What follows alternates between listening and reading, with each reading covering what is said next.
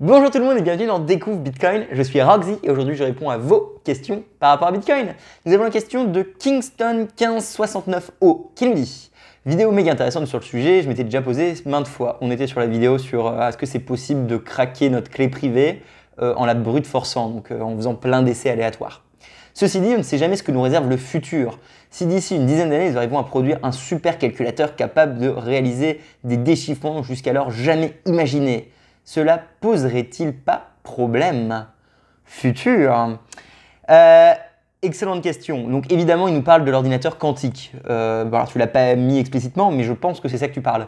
Donc quand il veut dire un super ordinateur capable de faire plein de calculs, c'est un ordinateur quantique. Simplement parce que aujourd'hui, on est à peu près tous capables de dire que l'avancée de puissance des ordinateurs, elle va pas commencer demain à être exponentielle vers le haut de façon complètement folle, qui remettrait en question toutes nos défenses actuelles. Par contre, avec un ordinateur du coup quantique, on serait dans ce genre de scénario, simplement parce qu'on changerait complètement la façon dont marchent les mathématiques. Et c'est un sujet super compliqué, je ne suis pas expert, je ne vais pas pouvoir aller dans les détails non plus. Mais on change complètement en fait, la perception des nombres réels. Et dans le quantique, en fait, on n'a pas vrai ou faux. On a vrai et faux en même temps. Je sais, c'est un concept. Mais je suis encore en train d'essayer de bien l'expliquer aux gens. Mais je travaille le sujet.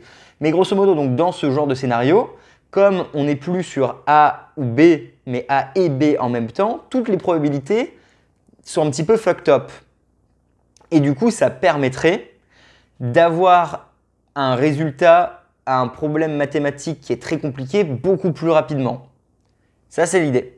Et donc, dans le cas de Bitcoin ou du chiffrage en général, comme on joue tous sur la probabilité de trouver quelque chose, comme j'ai déjà expliqué plusieurs fois, on se dit juste que voilà, il faut trouver un mot parmi 95 milliards, c'est compliqué, du coup c'est sécurisé. Dans la quantique, finalement, cette notion n'existe plus, vu qu'on peut faire tous les essais en même temps. Et du coup, on pourrait théoriquement trouver ce mot très rapidement. Ça, c'est l'idée. Et ça fait peur. Ça fait peur parce que forcément, on se dit, bah oui, il suffit d'avoir un super ordinateur pour trouver tous les mots de passe du monde. Et tu as complètement raison. Simplement, cet ordinateur, il n'arrive pas dans 10 ans, il n'arrive pas dans 20 ans, il va prendre beaucoup de temps. Et le jour où il arrivera, il faudra encore plus de temps pour qu'on puisse exploiter les résultats qu'il nous donnera. Et en plus de ça, si cet ordinateur existe, ce qui est loin d'être le cas aujourd'hui, il faudra repenser en fait 100% de l'infrastructure mondiale. C'est-à-dire que ce n'est pas Bitcoin qui va sauter en premier, ça va être les codes nucléaires, ça va être les codes des agences d'espionnage mondiales, ça va être les codes de lancement de trucs bancaires. Il y a beaucoup plus d'argent à se faire et il y a beaucoup plus de dangers pour l'humanité à attaquer tout le réseau actuel qui est déjà basé sur donc, ce système de chiffrage qui est finalement le même que Bitcoin. Enfin, les puristes et les experts vont me tuer quand ils vont entendre ça. Mais dans l'idée, c'est le même principe, que tous ces systèmes vont sauter avant Bitcoin.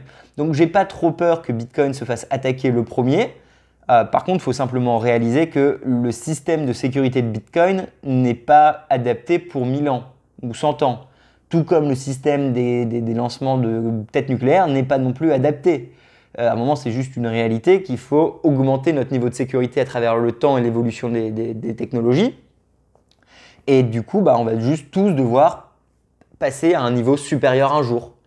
Donc ça va être, pour Bitcoin, ça va sûrement être un soft fork ou peut-être un hard fork qui va obliger du coup tous les mineurs et tout le monde à s'adapter, nodes y compris évidemment, c'est les nodes qui décident, à s'adapter à un nouveau BIP, donc une proposition on va dire, dans le code qui va faire qu'on augmente la sécurité de Bitcoin d'un protocole à un autre protocole.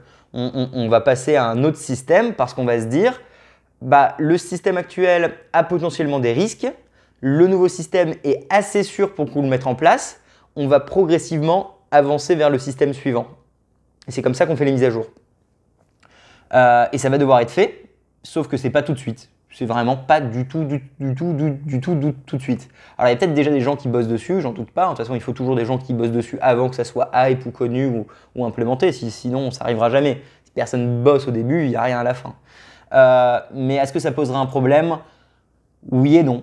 Ça posera un problème pour les gens qui n'ont pas amélioré, pour les gens qui ont oublié, pour les gens qui sont peut-être morts et finalement tout ça c'est faisable. Après, c'est des questions tellement spécifiques et un peu philosophiques, j'ai moi-même du mal à l'abréger celle-ci.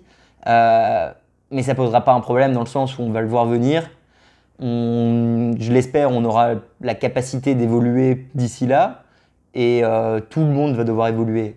Toutes les entreprises du monde vont devoir évoluer. C'est un petit peu comme le bug de l'an 2000. Alors c'est peut-être une grosse comparaison, mais voilà, bug de l'an 2000, tout le monde a dit que ce serait la fin du monde et qu'il faut s'adapter. Finalement, on était prêt en soi, il n'y a pas eu trop de bugs. C'est pareil, c'est le jour où ça arrivera, finalement tout le monde aura déjà avancé pour se préparer à cette chose. Du moins, c'est ce que je pense, ce sera le futur. Et encore une fois, je ne suis pas devin, je ne peux pas savoir c'est quoi le futur. Mais donc voilà, l'ordinateur quantique, c'est la grande question que tout le monde m'a déjà posée. Oui, mais pas tout de suite. Et pour avoir parlé avec quelques physiciens, pas tout de suite. On en est très loin en fait. Alors, je ne veux pas dire de bêtises, mais grosso modo, je pense que là, on a réussi en quantique à mettre genre 4 variables ensemble, alors qu'avant c'était 2, donc c'est déjà un exploit qu'on a fait 4. Maintenant, de mémoire, pour craquer Bitcoin ou toute la sécurité, il faut qu'on arrive à 16. Et c'est exponentiellement difficile. Et encore une fois, là, franchement, s'il y a un expert parmi vous, mettez-moi tout en description, expliquez-moi pourquoi j'ai tort si je dis de la merde, parce que je ne suis pas physicien. Mais t'inquiète pas, en gros, Kingdom. Kingston, merci pour ta question. T'inquiète pas, tes bitcoins sont en sécurité.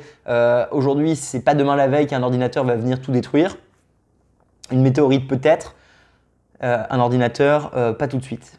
Allez, je suis Roxy. Bisous à vous tous. Faites attention, continuez à poser des questions. Je me ferai un plaisir d'y répondre.